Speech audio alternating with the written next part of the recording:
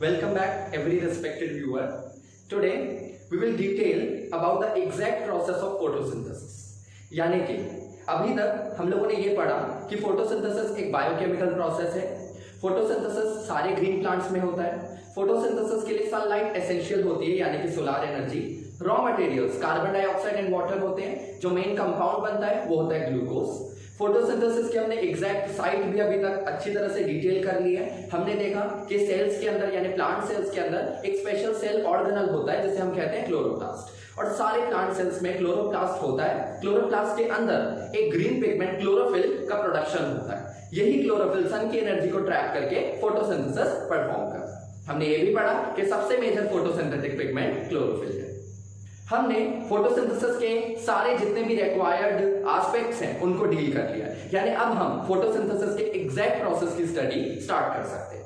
देखिए, फोटोसिंथेसिस के exact process का क्या मतलब है। एग्जैक्ट प्रोसेस का मतलब है जहां से फोटोसिंथेसिस एक्चुअली स्टार्ट हो जाए।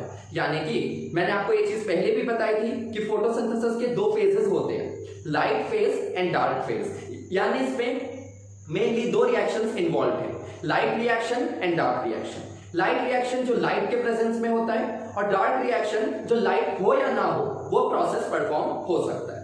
लाइट रिएक्शन को हम फोटोफॉस्फोराइलेशन भी बोलते हैं। Photophosphorylation from the word photo that means light and phosphorylation का मतलब होता है एडिशन ऑफ फॉस्फोरस। फॉस्फोराइलेशन से आपको समझ में आ रहा होगा कि इस प्रोसेस में फॉस्फोरस का एडिशन होता है। अब फॉस्फोरस का एडिशन क्या है और किस में होता है। हमारे बॉडी में हर एक सेल्स में, सारे लिविंग ऑर्गेनिजम्स की बॉडीज में, हालांकि यहाँ पर हम लोग मेनली प्लांट्स के रेफरेंस में बात कर रहे हैं तो चलिए प्लांट्स के रेफरेंस में ही बोल देते हैं कि सारे प्लांट्स में सेल्स में या उनके जो भी बॉडी है पूरी बॉडी में कुछ स्पेशल एनर्जी के कंपाउंड्स होते हैं। उन्हें हम कहते हैं ADP, adenosine diphosphate. Adenosine diphosphate में एक फॉस्फोरस ऐड हो जाता है।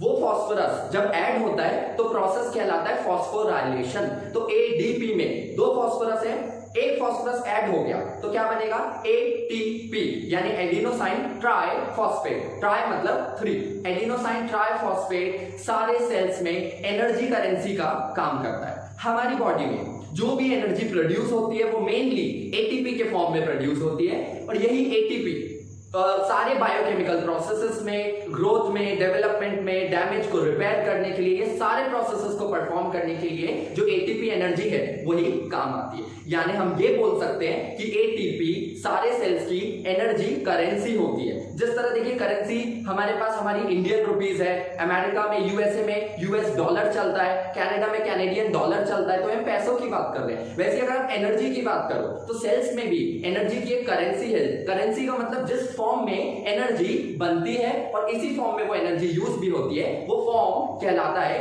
एटीपी यानी एडिनोसाइन ट्राइफॉस्फेट, और ये प्रोसेस कहलाता है फॉस्फोराइलेशन। तो फोटोफॉस्फोराइलेशन का मतलब लाइट के प्रेजेंस में एडीपी में एक फॉस्फोरस ऐड होगा, क्या बनेगा एटीपी बनेगा, हेंस द वर्ड फोटोफॉस्फोराइलेशन। अब लाइट रिएक्शन को हम मेनली फोटोफॉस्फोराइलेशन बोलते हैं, और हमने साइट ऑफ फोटोसिंथेसिस पे बहुत अच्छे से डिटेल किया था कि जब हम एग्जैक्ट साइट की बात कर रहे थे तो हमने पढ़ा था कि जो क्लोरोफिल पिगमेंट होता है वो थाइलेकॉइड्स में बनता है। इसका मतलब कि लाइट रिएक्शन भी कहां पर होता है, थाइलेकॉइड्स में, यानी कि फोटोफॉस्फोराइलेशन कहां पर होता है, थाइलेकॉइड्स। अब हम फोटोफॉस्फोराइलेशन से रिलेटेड कुछ अदर डिटेल्स को डायग्रामेटिकली यानी डायग्राम की मदद से समझेंगे। एक छोटी सी बात और, फोटोफॉस्फोराइलेशन क्योंकि थाइलेकॉइड्स में हो रहा है यानी बेसिकली लाइट रिएक्शन, यानी कि अब वो प्रोसेस है जहां से एग्जैक्टली फोटोसिंथेसिस स्टार्ट हो गया है। तो फोटोसिंथेसिस लाइट फेज यानी फोटोफॉस्फोराइलेशन से चालू होता है, और फोटोफॉस्फोराइलेशन से हमें एनर्जी यानी हमें मतलब प्लांट्स को एनर्जी मिल जाती है। वो एनर्जी किस फॉर्म में होती है, एटीपी यानी एडिनोसाइन ट्राइफॉस्फेट के फॉर्म में होती है। एक बात और, फोटोफॉस्फोराइलेशन दो तरीके से होता है, एक होता है साइक्लिक और एक होता है non cyclic.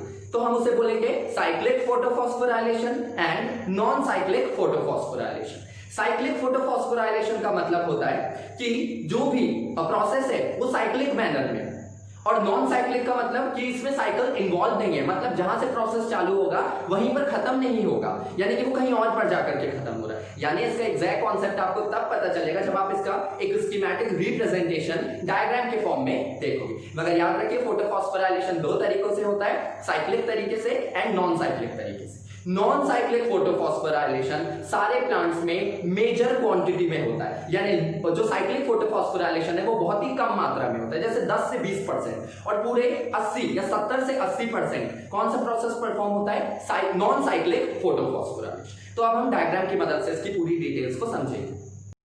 So let us start the details of exact process of photosynthesis. यानी कि हमने अभी पढ़ा फोटोसिंथेसिस दो फेजेस में कंप्लीट होता है, light phase and dark phase. तो एग्जैक्ट प्रोसेस ऑफ फोटोसिंथेसिस दो फेजेस में कंप्लीट होता है। उन दो फेजेस को आप दो रिएक्शंस भी बोल सकते हो, यानी कि light reaction and dark reaction, और इसी को हम कह रहे हैं उसका एग्जैक्ट प्रोसेस। तो ये जो दो फेजेस है फोटोसिंथेसिस में, वो दो फेजेस कौन से हैं? वो दो फेजेस हैं light phase and dark phase.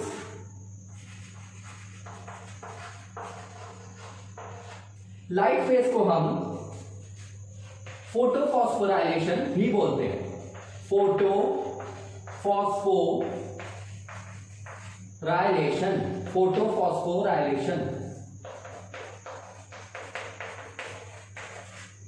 और डार्क फेज को हम लोग C3 साइकिल या फिर केल्विन साइकिल भी बोलते हैं।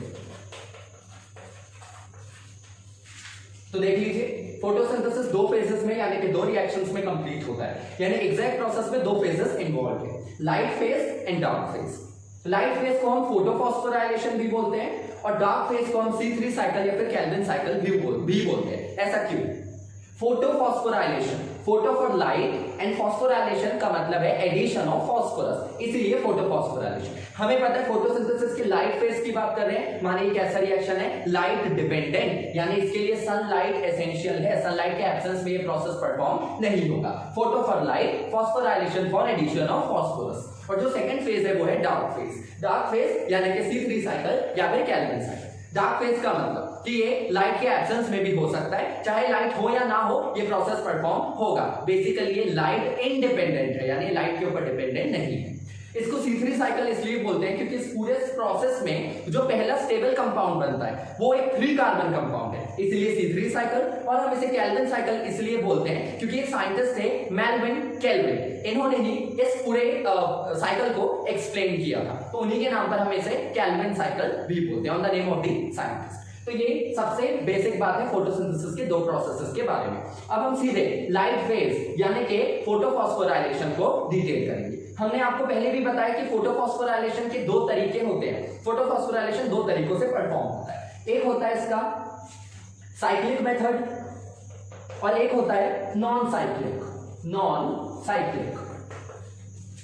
तो जो नॉन साइक्लिक मेथड है ये सबसे मेजर मेथड है और यही सबसे मैक्सिमम मात्रा में होता है। 70 से 80% फॉस्फोराइलेशन नॉन साइक्लिक तरीके से होता है, जबकि साइक्लिक सिर्फ 10 से 20% ही होता है, यानी कि प्लांट्स जब फोटोफॉस्फोराइलेशन करते हैं तो सिर्फ 10 से 20% ही साइक्लिक मेथड से करते हैं। बाकी के 70 से 80% अगर देखोगे तो नॉन साइक्लिक फोटोफॉस्फोराइलेशन के तरीके से ही प्लांट्स इस प्रोसेस को परफॉर्म करते हैं। यानी प्लांट्स फोटोफॉस्फोराइलेशन कर रहे हैं तो नॉन साइक्लिक मेथड सबसे इंपॉर्टेंट है, जो 70 से 80%। अगले वीडियो लेक्चर में हम नॉन साइक्लिक फोटोफॉस्फोराइलेशन का डायग्राम बनाकर उसकी पूरी डिटेल्स को समझेंगे, क्योंकि ये बहुत ही इंपॉर्टेंट टॉपिक है और आप देख रहे हो कि 70 से 80% नॉन साइक्लिक फोटोफॉस्फोराइलेशन ही प्लांट्स में परफॉर्म होता है। तो अब हम अगले वीडियो लेक्चर में इसी की डिटेल स्टडी करेंगे।